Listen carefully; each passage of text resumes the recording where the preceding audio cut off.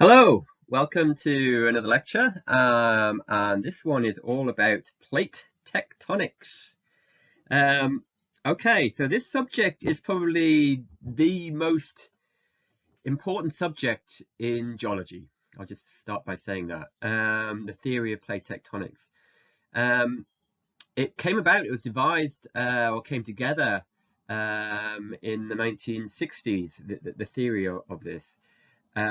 Which is actually pretty recent in terms of geological science, of how revolutionary the change of thought was about our Earth, about the planet, and how it behaves.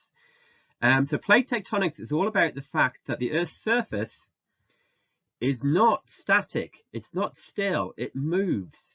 So it gradually either comes together, so if these two rocks are part of the Earth's crust, the outermost layer, sometimes they come together, sometimes they go apart, sometimes one crust or plate goes underneath the other, etc. As we'll learn. So prior to the 1960s, largely, there is a precursor to the plate tectonics, which we'll cover, but most geologic scientific thought was that the Earth, certainly early in the 20th century, the Earth was pretty static. Yes, we had volcanoes. Yes, we had earthquakes and other kind of geophysical, hazards, etc. But no one really realized that the actual Earth's surface is composed of these big jigsaw puzzle pieces, if you will, which move around very slowly. We're talking maybe 3 centimeters per year in the Atlantic Ocean. It's actually moving, or the Pacific, the fastest rate is around about 9-10 centimeters per year. But we talk about geologic time. Okay, that's very slow, but when you multiply that over millions of years, or even hundreds of millions of years, you can do a lot. You can move continents around. You can create mountain ranges. You can create. It's a cause of volcanic mountain chains, as we'll see. So, for example, the opening slide is an image of, I don't know if anyone recognizes this kind of famous silhouette, I think, of a mountain in the Himalayas. It's Mount Everest, so the highest point on Earth. So elevation 8,849 meters, or in feet, 29,029 feet tall. Mount Everest, every year, is getting slightly taller, slightly higher. Its elevation, very, very slightly. Why? Well, what happened around about 30 million years ago, 30 to 50 million years ago, India, let's call it this one, was an island, the subcontinent of India, south of the Himalayas, and gradually it was moving northwards, as we'll see later again in some diagrams, and it collided with the rest of Asia. So this big jigsaw puzzle piece, if you will, this what's called the crust, and this plate collided with the other plate, the Asian plate, and what happened? Something had to give, and what happened is it was upthrust and folded and crumpled up to form a mountain range. So it's squeezed together and forced up a mountain range, the Himalayan mountains, and they've been building up ever since. Same for the Alps in Europe. They're actually quite recent as well. That's the African plate was moving northwards into the European plate. And again, and these mountains are often identifiable. These quite young mountain belts, geologically speaking, are quite very jagged, lots of active erosion, and yeah, these ancient mountain belts. We'll come back to a much more ancient mountain range, which you might be familiar with, the Appalachian Mountains in the eastern parts of the United States. And they're actually used to be the height of the Himalayas at one point. All right, we'll come back to that. Okay, so plate tectonics. What we're going to cover is the precursor to plate tectonics. One of these geological scientists who was way ahead of his time, kind of a genius of the subject, if you will, Alfred Wegener, and he came together in 1915 and published his hypothesis on continental drift, and he almost got there to plate tectonics, as we'll see. Then we fast forward 50 years to the theory of plate tectonics when it came together in the 1960s, mainly due to kind of advances in technology. And then we're going to go through the different plate boundaries, because plates can either move apart, or they can converge, or they can actually move sort of side by side as well. What are called transform faults. And then finally, we're going to look at the evidence used to support plate tectonics. So how do you prove this? How in the 1960s, what evidence did they supply? What observations and, measurements showed that these plates exist and they move around and create mountain belts and volcanoes, etc., and ocean trenches. Well, here's the Himalayas again. So again, we're going to you can see these. I also like this photo because you can see these guys camped out for the night, hanging from a rock in their tent. But these Himalayan mountains, as I've went through, was caused by India moving northward very, very slowly on its own tectonic plate, and finally collided with Eurasia around about 50 million years ago. It's kind of 50 or 40 million years ago, and ever since has been crumpling up a mountain range. And on the top, there used to be, when these two islands of these continental crust sort of plates and continents moved together, there used to be sea in between, ocean and seabed, and everything you have on the seabed, organisms, etc., and sediment and mud. And as they moved together, they squeezed that seabed and pushed bits of it upwards, which is why you can find, I've got a nice example, fossils on the top of Mount Everest. There's like a rock type called limestone with marine organisms 29,000 feet up, almost 9,000 meters up. Unless you think of, you go along with the biblical flood and, a water world, if you will, and the whole world was, underwater. The only way really you can do that is by creating this mountain range. This, for example, a fossil here, if you can see on camera, one of my first collected fossils. Anyway, it's an organism called a brachiopod. It's a seashell, essentially. You can see this guy here. And fossils like this have been found, aged kind of 300 million years old, at the top of Mount Everest. They're in rock form now. It's 300 million years is a long time. But it shows again evidence of these basically seafloor being pushed upwards with these mountains being formed. Okay, let's go back in time now to what happened before the first kind of hypothesis or theory, something called continental drift. An idea before its time, it very much was. And it was devised, it came together from the excellent scientist, German scientist, he then moved to the United States, Alfred Wegener, and first proposed his continental drift hypothesis in 1915. And he'd looked at rocks both in Europe, in the Alps especially, and in North America, especially in the Appalachians, the East Coast, and a whole wealth of other geologic information from around the world, and various evidence he put together. He published it in The Origin of Continents and Oceans and put forward the continental drift hypothesis. And one of the main kind of things, cornerstones of this, was the fact he suggested that all the continents on Earth, the 7 current continents, Asia, North America, South America, etc., used to all be joined together. And he named that continent, that former supercontinent, Pangaea. So you may have heard of that word before, but Pangaea is the name for this supercontinent that existed between 300 million years when it came together. All these continents just sort of collided and came together, and then it broke up 200 million years ago, as it says in the slide here. And ever since, the continents have been drifting around the globe, if you will, to their current position. So to look at a map, so here on the top left is a modern reconstruction of Pangaea.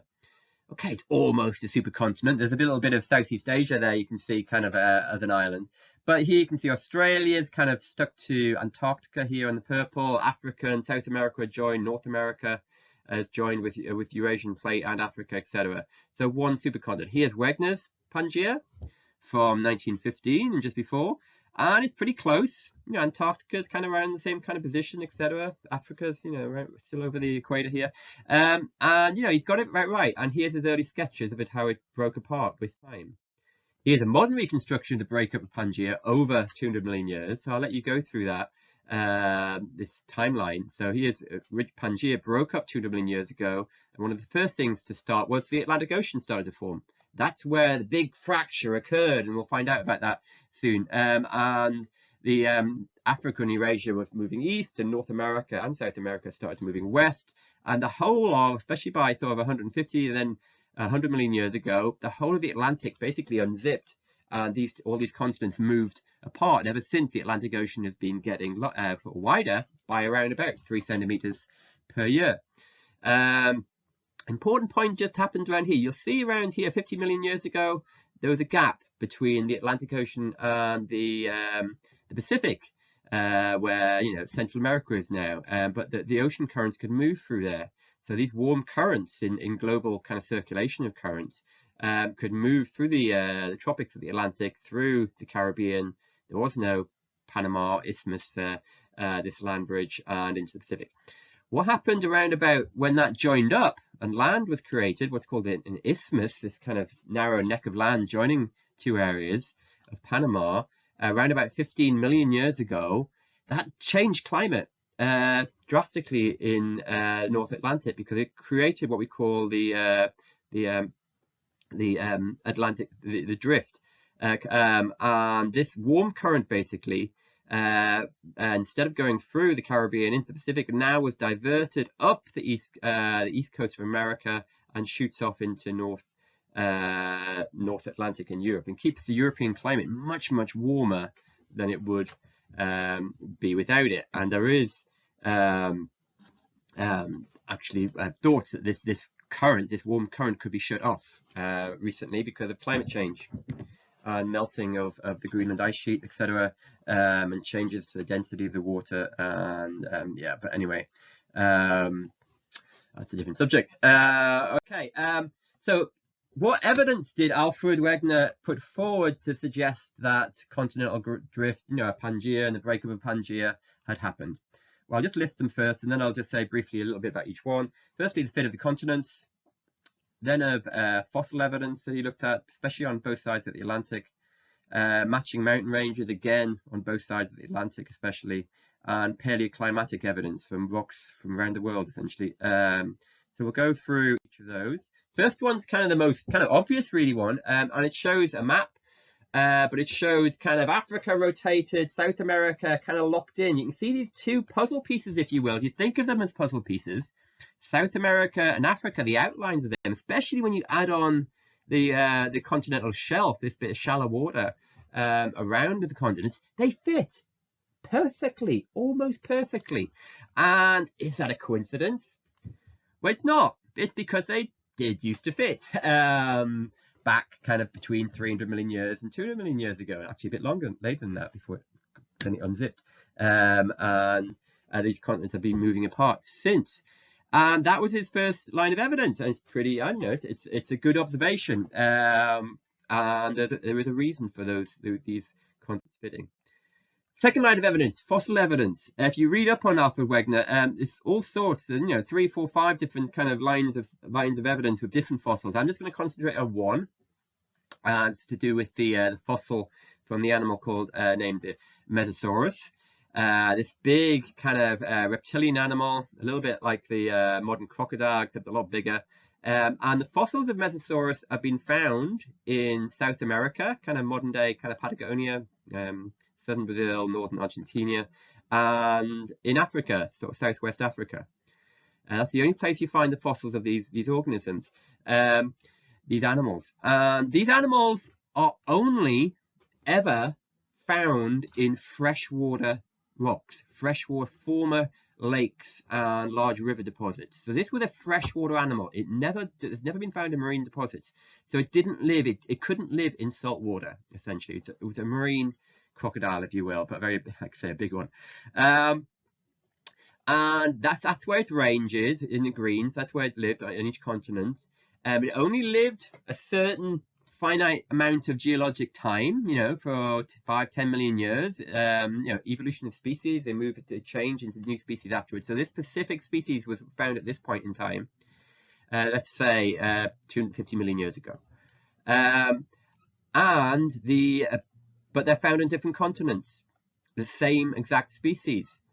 How did this freshwater animal kind of migrate and populate two continents which have 3,000 miles, 2.5, 3,000 miles of saline ocean water between them if it couldn't live in that environment? Well, Alfred Wegener suggested Pangaea, when it was formed, Africa and South America were together. Therefore, the range, you bring them together, you imagine that the greens are now kind of a circle where it lived, and all's good. That lived in this basin that was joined together. Then 200 million years ago, Pangaea started to break up. The Earth fractured between these continents, and the continents have moved to east and west. Ocean water came in, and the Atlantic Ocean was born, if you will. So that's another evidence. It's evidence that this freshwater, these animals show the continents were together during the time of Pangaea. Okay, his opponents at the time, we're talking 1915. There were many of them. In fact, most of the scientific community were opposed to his thoughts. How did opponents explain identical fossil organisms on land masses that are currently separated by vast oceans? Well, here's just a few ideas. They put forward their cartoons, but these were put forward. Rafting, they suggested this great big creature could cling to a bit of floating log that drifted out of a river from the South America and drifted over 3,000 miles to Africa. Do you think that could happen? Could this animal live that? No, it's it can't be in fresh water. Saline water, salty water. What's it going to eat? So pretty doubtful. An isthmus was. They said that maybe there was this land bridge between the two continents. There's absolutely no. It's pretty deep water. Where it is deep water, right across the Atlantic. There's no evidence of any former isthmus islands. They also suggested that maybe it could have been an island chain across between. It's now just underwater. Well, we now know there's no evidence again of a former island chain existing between Africa and South America. On that point, though, this does happen. We know, even including the migration of humans, but certainly animals through, say, the archipelagos of Southeast Asia and Indonesia, and animals did move sort of between islands where there's only very short distance and migrate into Australasia, say. Continent. So he's put at the end this cartoon, continental drift. You see two dinosaurs, kind of they've been torn apart, heartbroken, as they drift off in opposite directions in these two continents. Okay, so his third line of evidence is matching mountain ranges. So here he looked at the rocks. Remember, he grew up in Germany and then moved to America. So he looked at rocks in Europe and in North America, and he looked at the rocks in North America, the Appalachian Mountains, which run up the east coast and into Canada, and actually they carry on geologically into Newfoundland, and also the rocks that go through the Scottish Highlands and the British Isles and up into Scandinavia. Collectively, we can call them the Caledonian Mountains. And he saw, as a geologist, they were very, very, very similar. They had very similar rocks, very similar structure, the way they were folded, etc. And importantly, very similar fossil content as well, and of a similar age, similar kind of profiles. They were both kind of been around about the same amount of time in the way they were kind of rounded off. And importantly, there were some fossils within there, especially things like these guys, which are trilobites. Now, these trilobites, which existed kind of during the time of Pangaea, kind of 300 million years ago, during what's called the Paleozoic, these things have been found, identical species, both in, I'll show you the pointer, in North America, especially the northern part of the Appalachians, and in the British Isles and Newfoundland, and showing that they weren't, and these things, again, like Mesosaurus, doesn't live anywhere around the world. It generally has a small area, and it shows that they lived, its range was very close together because the continents were close together again. These trilobites. Extinct now, by the way. They went extinct at the end of what's called the Paleozoic. Okay, so the matching mountain ranges, as I say, they were formed 300 million years ago. So how they're formed? Well, those continents, when they came together 300 million years ago, they pushed up a mountain range. The Appalachians, the Scottish Highlands, both about 3,000, 4,000 feet high. But we think probably 300 million years ago, they would have been nearly 30,000 feet high, the height of the Himalayas. It's exactly the same thing was going on back then as is currently in the Himalayan mountains. But over 300 million years, kind of 250, 300 million years, those mountains have gradually been worn down. It's a long, long time. And that we have the current kind of rounded relief of especially the Appalachians now. Okay, next one, I think this is the last one, paleoclimatic evidence for continental drift. Okay, so this slide shows so the lady looking at rocks, and these rocks happen to be in South Africa. And you can see they're very smooth, kind of been polished smooth, if you will, and they've got these lines, these what are called striations. And these are things what are called glacial striations, we know from looking at glacial areas of former glaciations and current glaciations. And they indicate the direction of former ice. And basically, they're caused by, you have your ice sheet moving across the bedrock, and embedded within that ice are large lumps of rock within the ice. And the ice then scratches under huge pressure. There may be, hundreds of meters of ice above, and gouges these grooves on the bedrock, and causes these glacial striations. And the other clues, so you show here that the ice was moving either in this direction, there's actually a couple of ways it could be moving, or that direction. And there's other evidence you can use to say exactly which way as well. But it shows here certainly one of two directions where the ice is moving. And it's also been smoothed down, polished as well. Another evidence of an ice sheet or a glacier moving across the bedrock here. Anyway, what he did was he looked at these glacial striations, looked at other studies of these which had been done at the time, and kind of mapped them out and the directions and plotted them on a map. And here you have you can see ones in Southern Africa. You obviously showed round about former glaciation, which existed round about 250 million years ago. Also, a glaciation in India 250 million years ago. So all these rocks were of similar age, similar fossil content, and South America and Australia. The modern day equator runs through round about here, I believe, something like that. So there's ice all the way to the equator. So what does that mean? Were we living in what's called an ice ball Earth? The whole planet is covered in ice. Or were these continents much further apart towards the poles at that time? And what he suggested was using these striations and ice direction flow and various evidence. If you put all the puzzle pieces together, and you can make this. You can make one ice sheet like you'd expect, centered around here, the blue star, the South Pole, former South Pole, and you can see Antarctica there and Africa. So you can join those bits I showed on the previous slide. They can all be joined up. So again, but since Pangaea broke up, they gradually carried those rocks, with the former evidence of a glaciation ice age, to different parts of the world now. More really good, concrete, pretty robust evidence for something going for this his theory of a hypothesis of continental drift.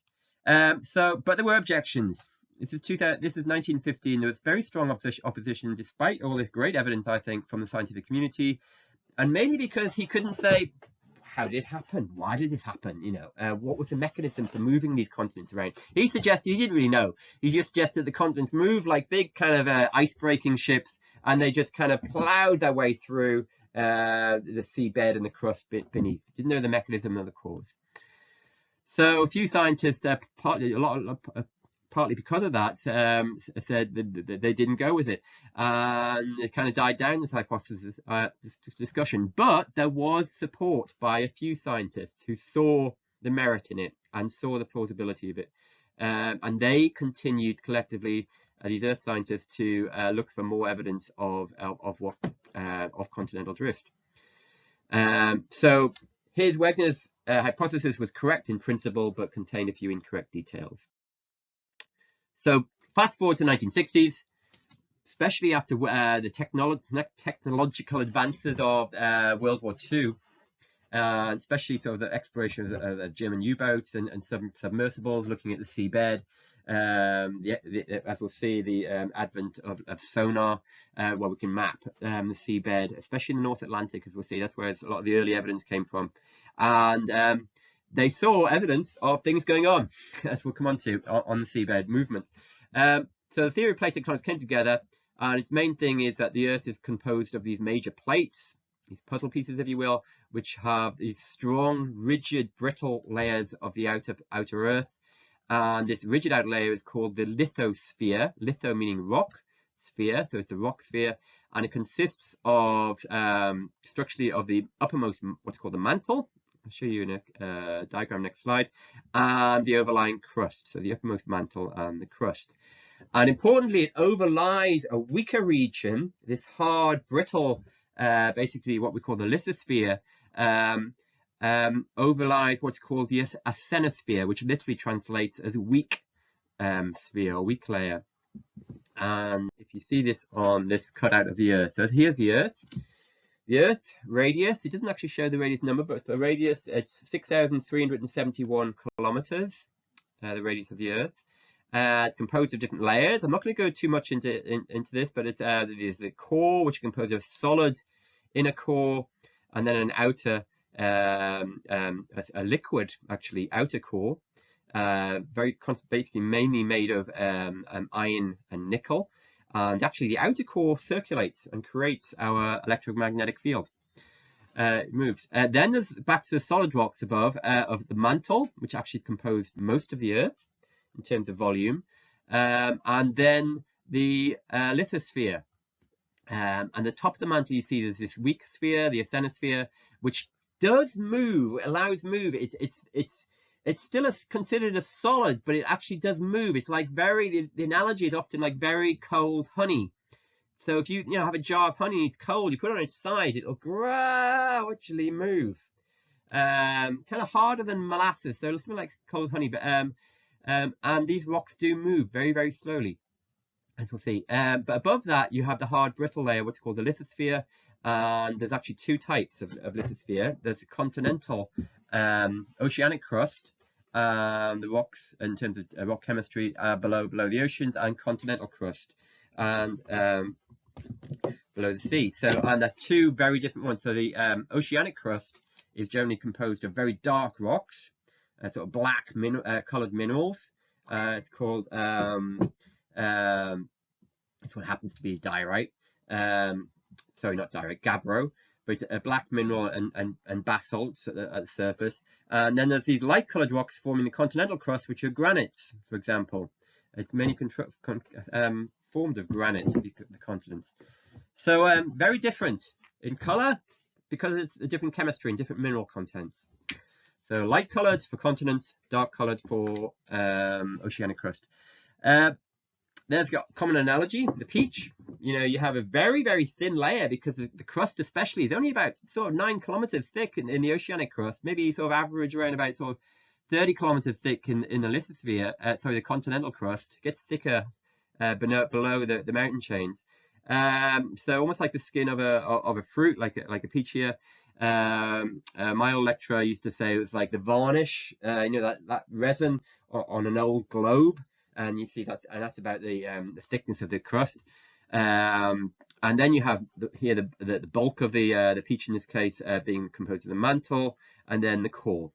Doesn't quite show this analogy though. The core is actually two composed, a solid and then a liquid outside, the outer core.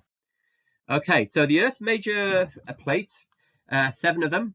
Major lithospheric plates, and the plates are in motion and continually changing in shape and size, so they jostle around.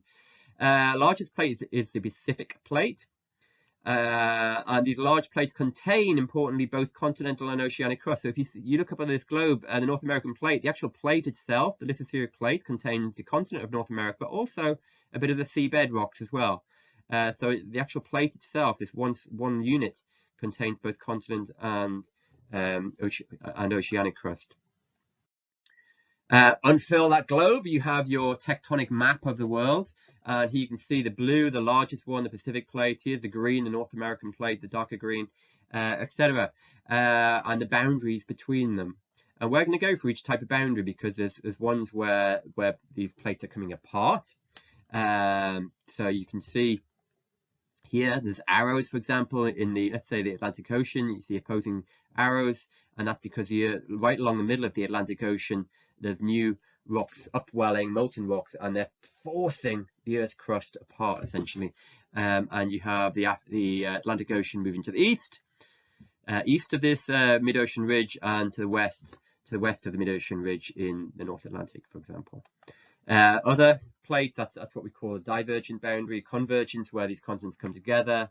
And sometimes when you have dark, very heavy, if you could lift these rocks, even though this one's smaller, this bit of gabbro, it's actually heavier, it's denser than this bit of granite.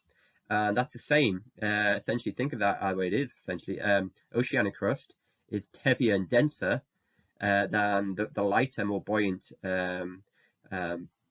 continental crust. So when these come together, the heavier one actually moves under, slides under the continent underneath the granite, and there's this huge sliding plate, and it delves back into the mantle essentially, and then melts, and that's called a convergent plate boundary. When you have two rocks of the same kind of density, like two continents come together, for example, if I show you on the pointer here, on around here, it's India's moving into North America.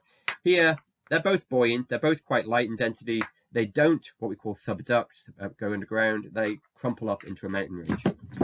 Okay, and then there's something else called transform fault, where they go side by side, and we'll come on to those. So we're going to go through each of these types and a few facts about them. Okay, so but first of all, just kind of summarize it all. Plates move at a very, very slow rate, typically around about 5 centimeters per year on average, sort of globally, which is sort of 2 inches per year. So very, very slowly. But you have to think of geologic deep time, as it's called often, much, much longer than human existence. The humans have been around on our planet. We're talking tens, hundreds of millions of years. These things, they do a lot of work. They move around. So what happens here in this good sort of summary diagram, you can see where what's called the mid-ocean ridge is formed, and you have something called a spreading center. We'll get into these terms. And here, magma rises. It forces the rocks apart, if you think, create a mountain range, and then those mountain ranges push the lithospheric plate to the east and the west, and those rocks gradually move in different directions, something called seafloor spreading. And then when you get to here on the left, here you've got a continent, and here the ocean, the dense oceanic crust will slide underneath the continent and what we call subduct along something called a subduction zone. It melts at depth, generally kind of around about sort of 90 kilometers, 100 kilometers or so, 120 kilometers, and partly because it's dragged some wet sediment down. This layer here is dragged down. This water, this wet sediment, is dragged deep underground with the subducting plate, and that lowers the melting point of rocks, the H2O in here, and that helps the rocks to melt at depth. It gets hotter underground as you go down, and it melts. Once something melts, it expands. When it expands, it's a bigger volume, it's less dense than the surrounding rocks now. It wants to rise, and it rises up in these big plumes of molten magma. Some of that will eventually get to the surface and create a volcano. Okay, so these cooler dense slabs descend into the mantle. Interaction of plate boundaries explains everything. You can call it the religion of plate boundaries, plate tectonics. They cause, continental drift. Earthquakes occur at the tensions and stresses where these continents collide. Mountain chains are built, be they volcanic mountain ranges or collision belts. It affects something called the rock cycle, and volcanoes, and climate change as well is affected by the moving continents. Okay. So what drives the plate motion? What ultimately drives this? It's good to know this. So it's all to do with movement of heat within our planet. So we're still a very hot planet, in terms of temperature, deep underground. So imagine here if you put a container of water over, in this case, a Bunsen burner, over a heat source, and a pan on a stove, and you'll see if you put a dye in or whatever, or if you boiled eggs, you'll see it circulates. And these are called convection of heat and water in this case. And so this heat, same thing happens in the upper mantle. We have these big convection cells where you have mantle upwelling at certain points, and then they move around and basically transferring heat, and then they come down at subduction zones. And you have these big convection cells And these is what drives plate tectonics. So you can see the mantle upwelling below a mid-ocean ridge. The ridge is forced apart at that point, and then they subduct. They go back into the mantle at subduction zones where plates converge. But the Earth, physicists, 100 years ago now, or more than that, around about sort of 1900, 1910, the great physicist Rutherford especially, predicted, he worked out, calculated the Earth should be cold by now. We're 4.5, 4.6 billion years old. We should be this cold rock. But there's a reason why, which he didn't quite understand. We have to fast forward sort of 20 years into the advent of discovery of radioactivity, and then we realize there's heat constantly being generated in our planet by radioactive decay of isotopes like uranium-235, for example. It's long-lived radioactive isotope, which is found in rocks and other isotopes right through the Earth's, crustal and mantle rocks, and they're constantly decaying, it's called, into a more stable form, a stable isotope. And during that process of radioactive decay, you emit heat energy, and that keeps our planet warm, or keeps it hot still. Eventually everything will decay to a stable form, but we're talking billions of years time. So we're going to have plate tectonics around for a long time yet. Another thing which drives, is what related to that, you may read in textbooks, what drives plate motion is something called ridge push and slab pull. Imagine this conveyor belt of material. Once you've formed a mid-ocean ridge, you have some weight. And it basically pushes the under gravity, pushes these slabs apart in different directions. And then importantly, when this huge thick lithospheric plate is then consumed into the upper mantle and is subducts underneath a continent, that weight and that mass is literally pulling that conveyor down into the mantle. So it's pushing and being pulled, and that also, with mantle convection, it's really a combined process, drives plate tectonics and plate motion. Okay, so let's go through the different types. Divergent plate boundaries, first of all, occur where plates move apart, so they're moving apart, and result in upwelling material from the mantle to create new sea floor. Most are created along the crests of oceanic ridges, for example, the Mid-Atlantic Ridge. And seafloor spreading occurs along the oceanic ridge system. So again, I'll show you this on a diagram. Basically, seafloor moves outwards away from the ridge. But there's some key words. Seafloor spreading is the actual movement of the seafloor on these the seafloor, basically the oceanic crust, away from the oceanic ridge in opposing directions. So here, an example, you can see the Mid-Atlantic Ridge here in the North Atlantic, and if you kind of zoomed in, what's happening, you have magma upwelling, creating new rock, and then the whole process of the rocks being forced apart, and you have this ridge push, etc., moving the rocks to the east and the west. And you have actually a rift valley in between this depression. You can see that this depression, Rift Valley, you can actually stand here. If you go to, it's not quite under this on this map, it's underneath here, the island of Iceland. On Iceland, you can actually, there's a famous plate location there, where various locations where you can see on one side of this small Rift Valley is the Eurasian plate, and the other is the North American plate, and they're gradually moving east and west. So here, so you can see basically the western part of the Atlantic is moving to the west, and to the east of the ridge, it's moving to the east there. So divergent plate boundaries, continental rifting. Okay, so most divergence happens in the oceans along these mid-ocean ridges, and you get them in all the oceans, especially the Atlantic Ocean and the Pacific Ocean. Go back to that tectonic map, and you can see them. But also sometimes you have actually divergent boundary occurring within a continent. It's not very often, but there's a famous example of one in Africa. And here the splits land masses into two or more smaller fragments along a continental rift. It includes the famous East African Rift Valley, and it's produced by extensional forces acting on the lithospheric plate, and it's stretched to the east and west in North Africa. So to put that in a kind of a conceptual model, what's happening with continental So continental rifting, you start at this point.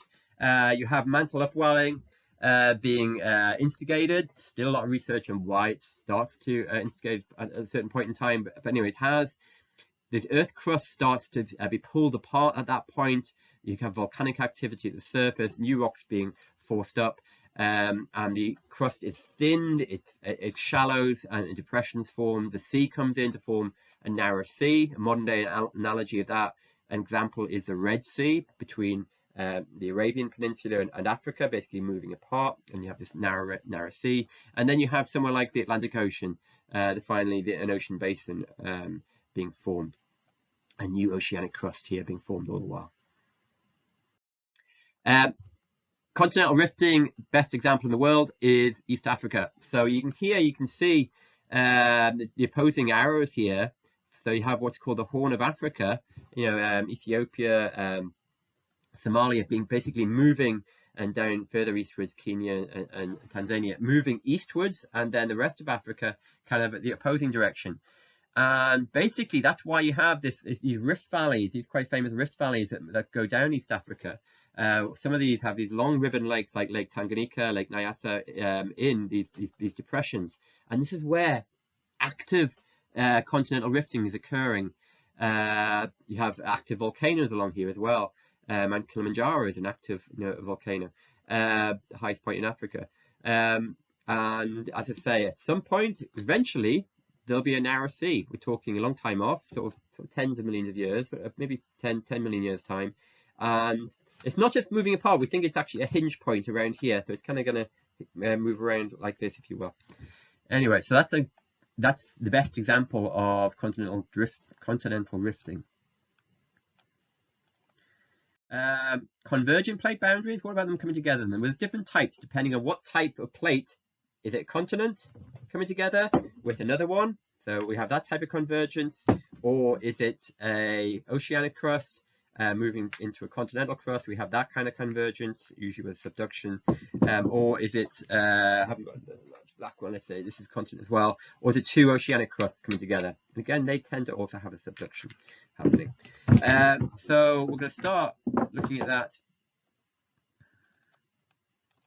that. So here, located where plates move together. So the older portions of oceanic plates are returned to the mantle, for example. And the surface expression of the descending or subducting plate is something called an ocean trench. Okay.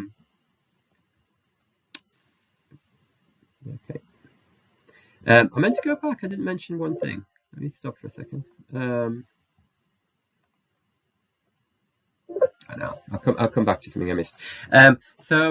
Yeah. So you have the surface expression, the descending or subducting plate. You result in something like a ocean trench, deepest one. I don't know if you heard of the Mariana Trench in the Western Pacific, 11,000 meters deep, 36,000 feet. And these trenches are located at where that subducting plate goes down underneath the continent. So it's at that point where they go down. There's a bit of deep water essentially, and that is the ocean trench. Okay,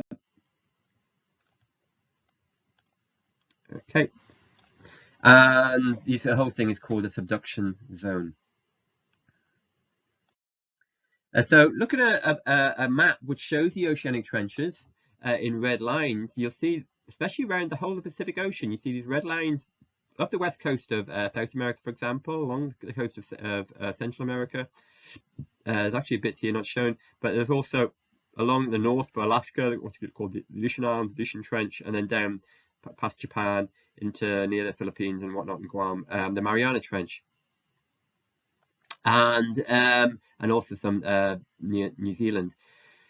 So the Mariana Trench, like I say, 36,000 feet deep underwater, sort of 11,000 meters deep, and these all basically show you where the subduction zones are, where you have a plate going underneath another subducting, and that's at that point that forms this bit of deep sea bed, the ocean trench, and it shows there's a ring of subduction zones all the way around the Pacific Ocean, especially, which we'll come back to when we look at volcanoes, because you also have volcanoes mirroring that, copying that related to that, and we call that the Ring of Fire. Like I say, we'll come back to that when we look at volcanoes. Just on that map as well, you'll have seen as well, there's a small subduction zone near the Caribbean. So those volcanic islands of the Caribbean, like on Montserrat, are related again to a small subduction zone around those islands in the Caribbean. Okay, so other types of convergent boundary. There's oceanic continental convergence. Here, well, that's the one I've actually talked through, but we'll just see it again. It's a denser oceanic crust.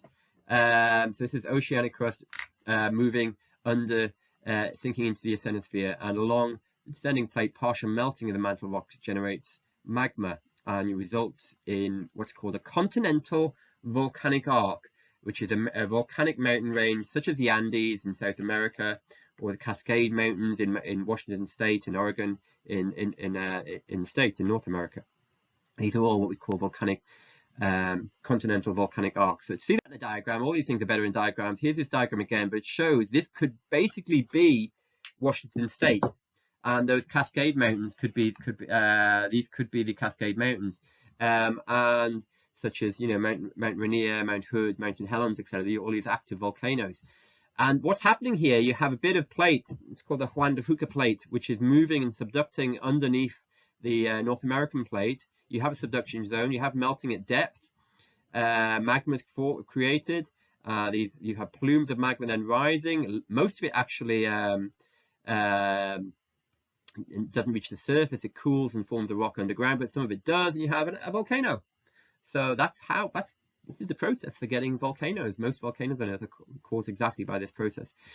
This happens at oceanic continental conversion, certainly at this type. So, and they form these keywords, continental volcanic arcs. So this could be the Cascade Mountains in North America, or the Chilean Andes, the Andes Mountains in South America. Other types of convergent boundaries, what happens when you have two dark rocks, two bits of oceanic crust colliding together? Pretty much the same. You have one of them, depending on one slightly different in its density, also sometimes one's moving slightly faster. One of them will tend, they're both dense rocks, they're both heavy rocks, one will subduct underneath the other. So you will have one descending plate. And these will also cause melting at depth and rising of magma and a volcano at the surface. These produce islands, volcanic islands, and that produces what's called a volcanic island arc. A good example is Japan. Japan is actually, the Japanese islands are volcanic island arc. They live with volcanic hazards all the time, the people of Japan, but also the Aleutian Islands that go off from Alaska into the Pacific. So here you can see one forming, so it's exactly the same process as the last type of boundary. So here you can see oceanic crust and oceanic crust colliding. Again, you have melting at depth. Again, you have magma rising. Again, you have volcanoes forming, but this time in the ocean, and you get these volcanic islands being formed, such as Japan. Or here, this satellite image looking straight down at you can see a little map there as well, on the Aleutian Islands of Alaska. Very volcanic islands, and it's caused by this kind of plate boundary. Other types of boundary, what happens when you get continents and continental crusts coming together and colliding? Where I've mentioned this for the Himalayan mountains being formed. They're much less dense rocks into lighter rocks, more buoyant, and nothing wants to go down, nothing wants to subduct, so they just collide and build up and upwarp into mountain ranges, for example the Himalayas or the Alps, but also long ago in the past, the Appalachians were formed like this, as we've gone through. So here's a diagram which shows how the Himalayas were formed. So here, India on the bottom left, you can see was formed, 70 million years ago. It was its own island, and it gradually moved forwards. And around about 50 to sort of 35 million years ago, it collided with the rest of Asia. There used to be an ocean floor between them, and it pushed up that ocean floor, created a mountain range, the modern day Himalayan mountains, which going back to the beginning, which is why you have fossil seashells on the top of the Mount Everest, essentially. Okay. The other type of boundary, kind of kind of the boring one of the three, if you will. The minor play in the pack are what are called transform fault boundaries, and this is where plates, they're not coming together, they're not coming apart, they're moving past each other. So there's no actual construction or destruction. It's just moving plates past each other. So these are called transform fault boundaries. Most of them, as we'll see in the next slide on a diagram again, join two segments of mid-ocean ridge. Again, you really need to see the diagram to see this along what are called fracture zones. A few transform faults do happen, and that's another out in the ocean on the seafloor. A few happen within continental crust. Famous example is the San Andreas fault, and again I'll show you a diagram. So here, transform fault. So here, the mid-ocean ridge. So here you can see the mid-ocean ridge, mid-Atlantic ridge in this case, going all the way down the Atlantic Ocean. But if you look closely, it's just not one smooth line. It's got all these kind of right and left, these dog legs, as they're called, where there's bits thrown that way, then that way, etc. And here, if you look closely, these are called fracture zones along these fractures in the Earth's surface, Earth's crust. You'll see they actually go in opposing directions in parts. So here you have the Atlantic and the Western Atlantic moving to the west, and here east of the spreading center, in this case along this ridge, moving to the east. So this point between them we call a transform fault. So that's an active transform fault. More interesting is when you see them on land and continents. The famous example is the San Andreas fault. The San Andreas fault is not just a regular fault, it goes all the way through the Earth's crust. It's very, very deep. It's a transform fault. And here you have the North American plate, you can see, moving to the southeast, and the Pacific plate moving to the northwest.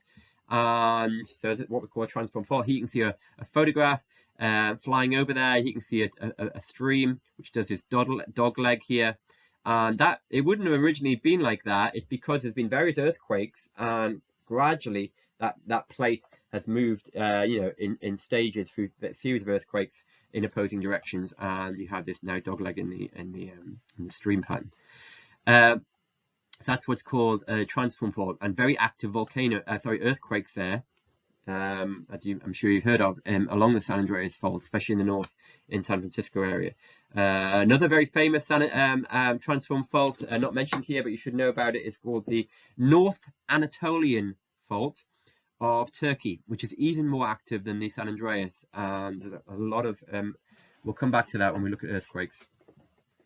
So look at the lecture on earthquakes later, and you will see a lot of information on that fault.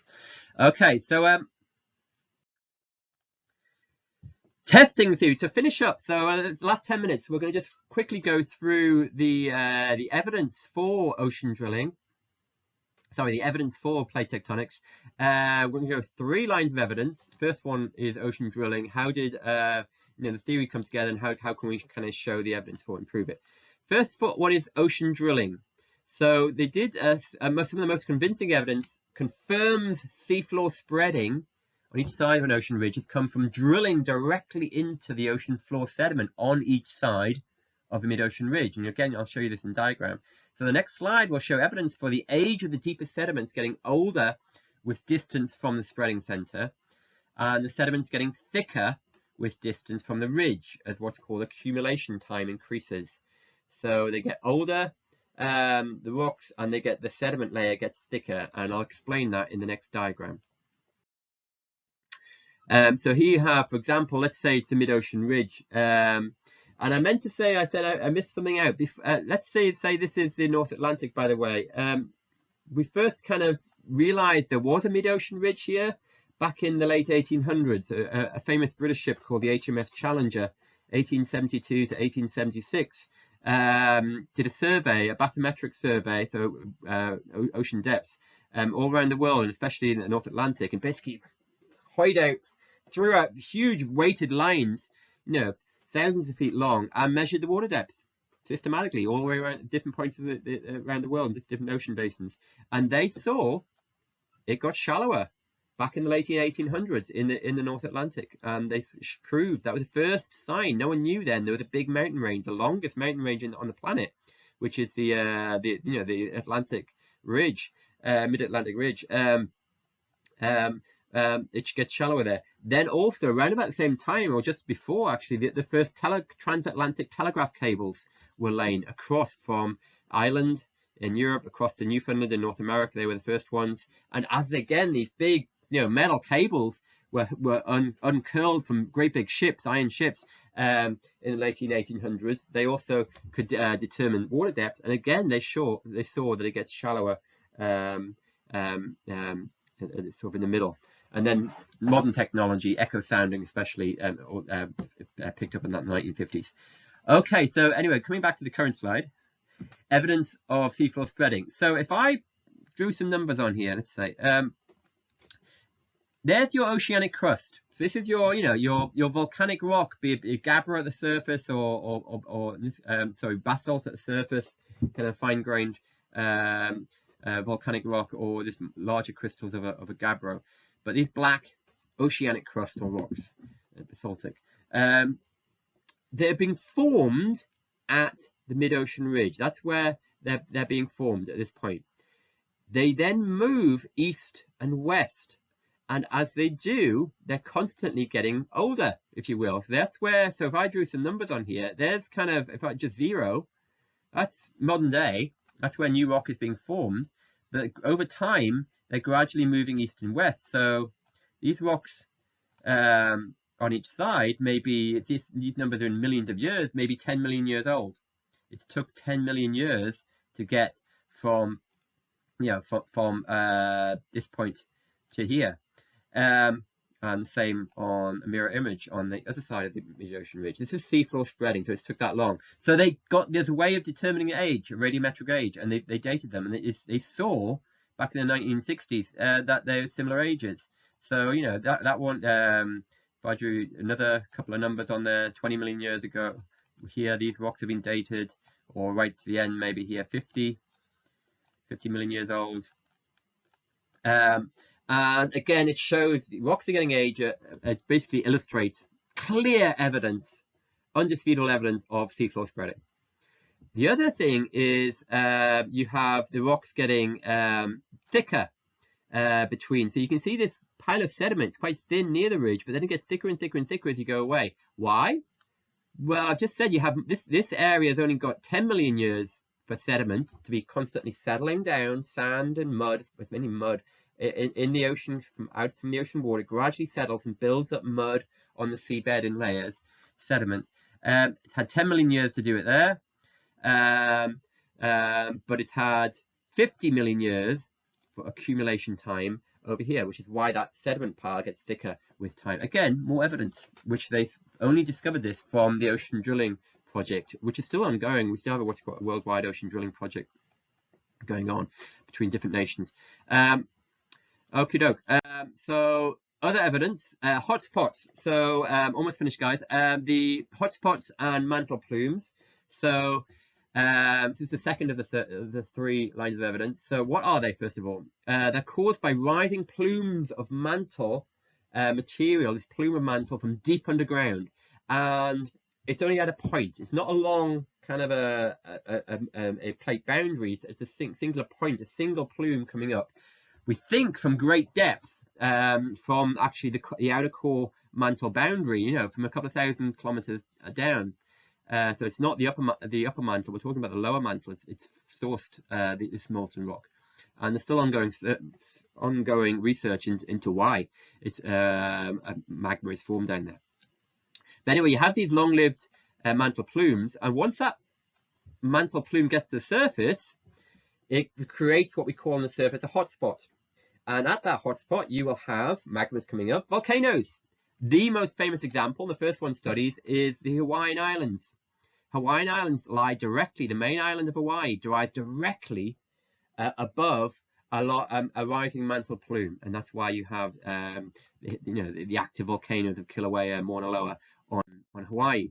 So to show you that, first of all, top left, here's the Hawaiian Island chain in the Pacific Ocean. This long kind of southeast northwest line of islands.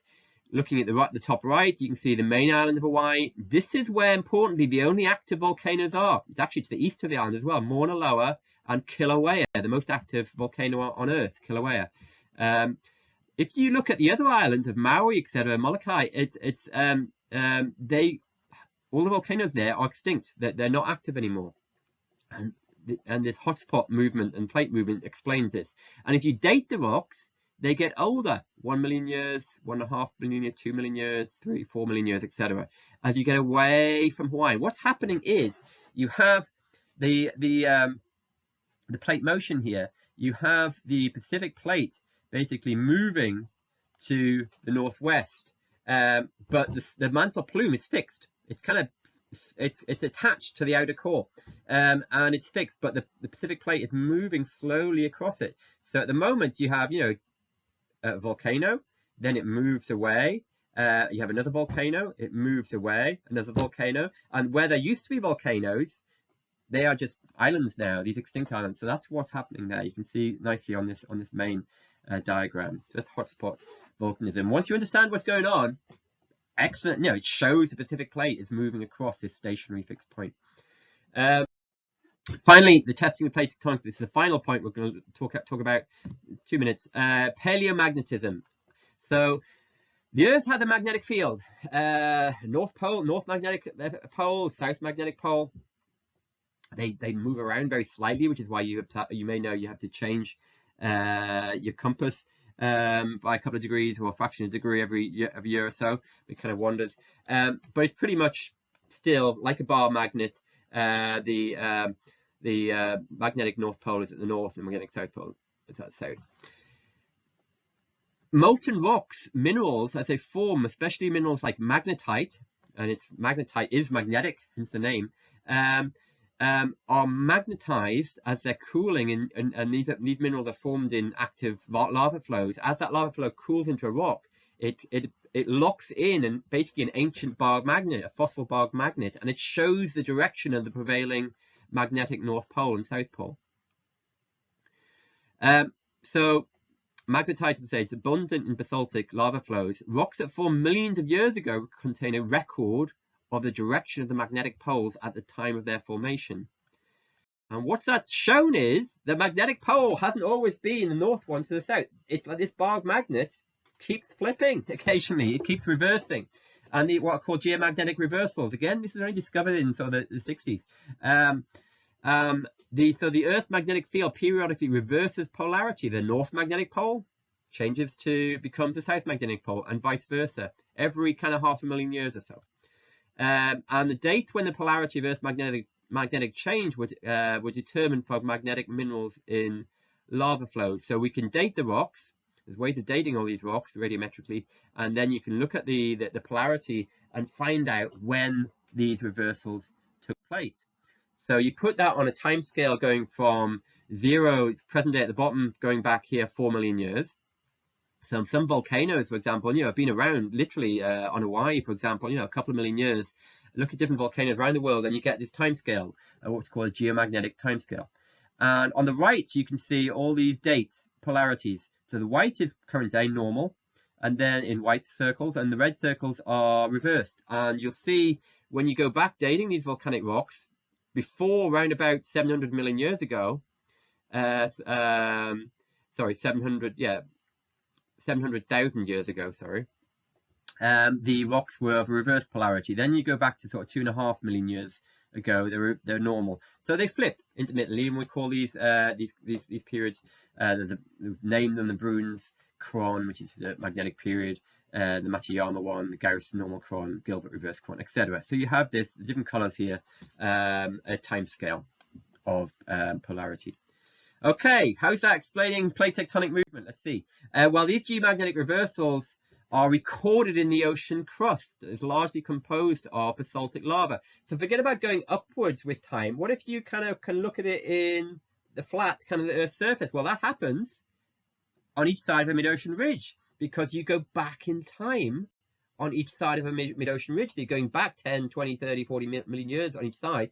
And if you measure with a magnetometer the polarity of the rocks, these ancient lava flows on each side of the mid-ocean ridge, these things were discovered, magnetic stripes.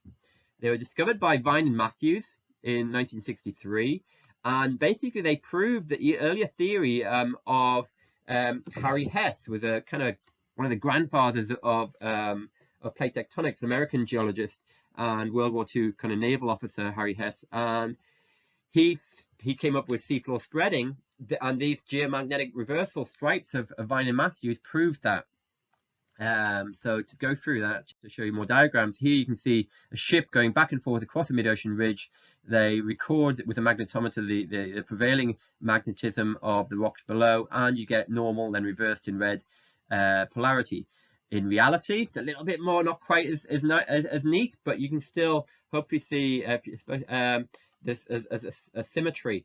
So the main diagram, you can see the symmetry on each side, basically, of these rocks of the same age as they move apart, because they were both say if you squeeze those two red rocks 10 million years ago, that's where they were formed, and then they both moved out. Okay, and that finishes it. So we just finished it in just over an hour, and so that's all the wonderful story of plate tectonics. Thank you for joining me, and I'll see you next time.